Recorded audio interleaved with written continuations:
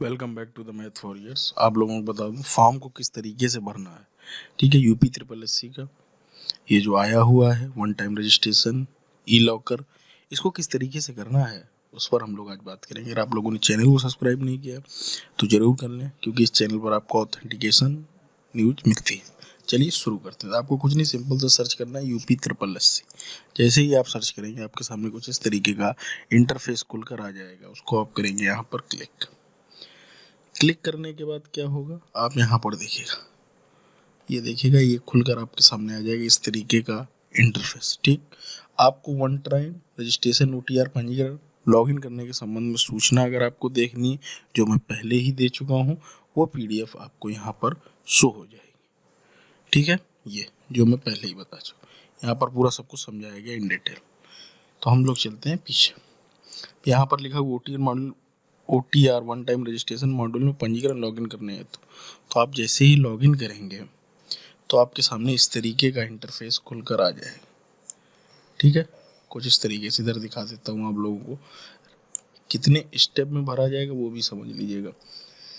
Registration, login, verify detail, file details, verification, e locker generation, valid, ये 4 चीज़ें आप लोगों की होनी चाहिए पहले ही। इसीलिए ईमेल आईडी का आप लोगों को वीडियो पहले ही मैंने बता दिया है। ठीक है, आज ही डाला हुआ है तो उसको देख लेना जिसकी ईमेल आईडी ना बनी।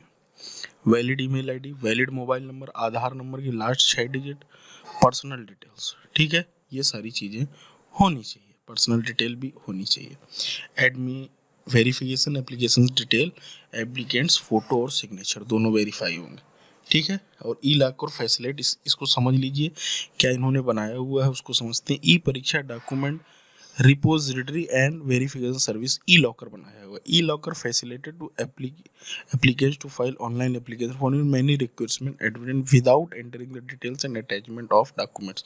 यहाँ पर आपके जब एक बार डॉक्यूमेंट्स सबमिट हो जाएंगे, सारी डिटेल्स हो जाएगी, जिस तरीके से SSC करता है आप लोगों ने देखा भी होगा, तो आपको दोबारा करने की जरूरत नहीं होगा। Applicants can update their details and upload the required documents under the various categories on e-locker portal।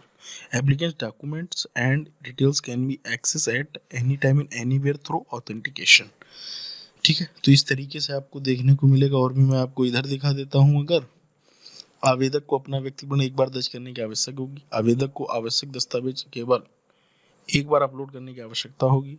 व्यक्तिगत विवरण व संबंधित दस्तावेज 24/7 उपलब्ध होंगे। OTR में दर्ज वन टाइम पासवर्ड समस्त डिजिटल में कभी भी कहीं से उपलब्ध होंगी। सरकारी नौकरी की भिन्न भिन्न सूचना के साथ आवेदन प्रक्रिया में OTR में दर्ज स्व प्रदर्शित होंगी। अपने आप ही सारी डिटेल आपकी आ जाएगी। तो इस फॉर्म को बहुत होशियारी से भरना, इसलिए हम लोग इसको कल भरेंगे आराम से समझ के। अभी मुझे लगा आपको ब्रीफिंग दे दी जाए कैसे क्या करना। ठीक है, तो हम लोग चलते हैं रजिस्ट्रेशन नाउ पे। जैसे ही आप रजिस्ट्रेशन नाउ खोलेंगे तो आपके सामने इस तरीके से खुल के आएगा। Registration, login, verified detail, dashboard, समझ लो अच्छे से। एप्लीकेंट्स ईमेल, मोबाइल नंबर, ये सब चीज़ें आपको बता दी through email. Applicant name, gender category, father's name, mother's name, applicant date of birth, applicant domicile of state, ये देख लीजिए स्टेट इसका भी लग रहा है। Select recruitment agency name, registration number of application form. ठीक है, ये होगा आपका। आपको दिखाता हूँ कि यहाँ पर आपको क्या क्या भरना हो। यहाँ पर जब आप देखेंगे, ये देखिए साइन अप करने के लिए ईमेल आईडी भरनी होगी, मोबाइल नंबर, ठीक, लास्ट 6 डिजिट आधार का, आधार नंबर लग रहा है तो आधार जिसका ना बना हो भैया बनवा लो, है ना, सही करवा लो उसकी डिटेल, बार बार बोलता रहता हूँ। First name, middle name, last name, select gender, date of birth, state of domicile. यहाँ पर जैसे ही आप क्लिक करेंगे आप किस स्टेट के हैं वो इन्हें बताना होगा। ठीक है, अदर स्टेट वालों के लिए भी है। उसके बाद सिलेक्ट कैटेगरी, यहाँ से आप लोगों को सारी होगी, जनरल, OBC, SC ST। ठीक, एप्लीकेशन फादर्स नेम होगा, एप्लीकेंट मदर नेम होगा, और वेरीफाई करेंगे तो उसके बाद आपका मोबाइल नंबर और मेल पे पहुंच जाएगा। नंबर सेकंड पर अब हम लोग बात करते हैं कि नंबर सेकंड आपको क्या करना होगा, दिखाता हूँ। ये देखिए, नंबर सेकंड में आपको करना पड़ेगा applicants communicate contact information. Email ID, mobile number आपका चलता रहेगा, last 6 digit, select danger application, ये हो गया, लॉगिन हो गया। उसका सिंपल सा आप लॉगिन हो जाएंगे। फिर देखिएगा वेरीफाइड डिटेल। ठीक है, जब आप वेरीफाइड डिटेल करेंगे तो ये सारी चीज़ें लिखकर आएंगी, इनको फिर आपको वेरीफाई भी कराना पड़ेगा किस तरीके से, है ना। फिर उसके बाद समझते हैं verified detail application, email ID, email verified detail में पता क्या होगा, ईमेल आईडी वेरिफिकेशन होगा, email ID, email OTP, mobile number OTP, ठीक है। डैशबोर्ड क्या होगा यहाँ पर समझते हैं। डैशबोर्ड में क्या आएगा, पर्सनल डिटेल्स, यहाँ पर समझ लो personal details, academic details, documents details, तो सारे डॉक्यूमेंट्स अपलोड भी होंगे मे बी स्कैन करके, ठीक है। वो तो कल समझेंगे अच्छे से इस चीज़ को, किस तरीके से क्या करना है, कैसे ये फॉर्म भरना है ना, किस तरीके से क्या करना, कल सारी चीज़ें इस पर समझेंगे। आज थोड़ा सा जल्दबाजी होगी, अभी कोई ज़रूरी भी नहीं।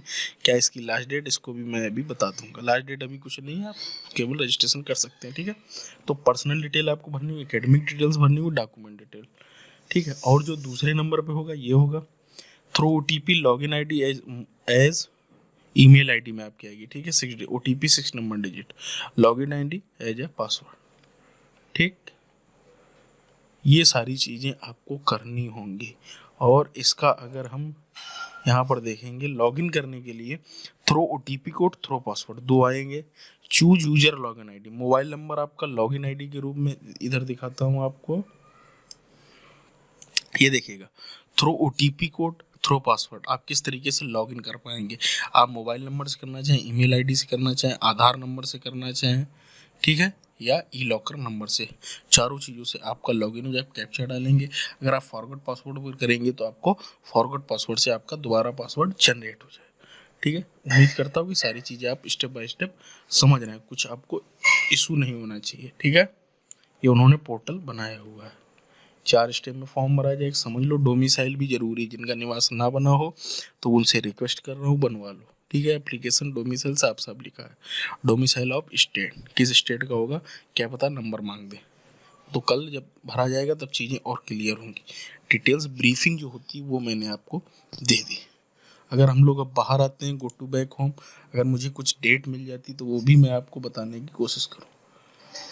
होम यहाँ पर ऐसा अभी कुछ नहीं है, आप आराम से करें। स्टोर डॉक्यूमेंट इज सिक्योर, यहाँ पर साफ साफ लिखा हुआ है। ई परीक्षा करके डॉक्यूमेंट रिपोजिटरी, ई लॉकर इन्होंने बनाया हुआ है, ठीक है। रजिस्ट्रेशन ओटी फॉर और यहाँ पर अगर हम देखें अबाउट में समझते हैं क्या है। Benefits to applicants, registration, login, verified dashboard, upload, exchange management, reduce administrative overhead, digital transformation, secure document gateway, real time verification, ठीक है। तो आप लोगों को ही दिक्कत नहीं होगी, लेकिन एक बार बार बोल रहा हूँ, इसको डिटेल अच्छे से भरना, ये डिटेल बाद में चेंज नहीं होगी, इस बात को आप समझ लें। इसलिए फॉर्म अच्छे से भरें, इसीलिए हम लोग कल भरेंगे। चैनल को सब्सक्राइब कर लें, कल आपको फुल डिटेल कैसे क्या भरना है पूरा ये फॉर्म बता दूंगा, टेंशन मत लो। लेकिन आज अभी जल्दबाजी होगी मेरे भाई, क्योंकि बाद में चेंज नहीं होगा, इसलिए बहुत अच्छे से भरना। जो डॉक्यूमेंट्स मैंने बता दिए ये सारे आपको बनवा लेने होंगे, ठीक है। अपने पास रखना, ना बने हो तो भी बनवा लो। आधार भी सही करा लो, क्योंकि आधार का ही मेन ले रहे हैं लास्ट की 6 डिजिट। उम्मीद करता हूँ कि मेरी बात को आप लोग अच्छे से समझ पाए होंगे। तो इसी उत्साह और उम्मीद से जुड़े रहे। मैं तो साथ मिलते हैं अगली वीडियो।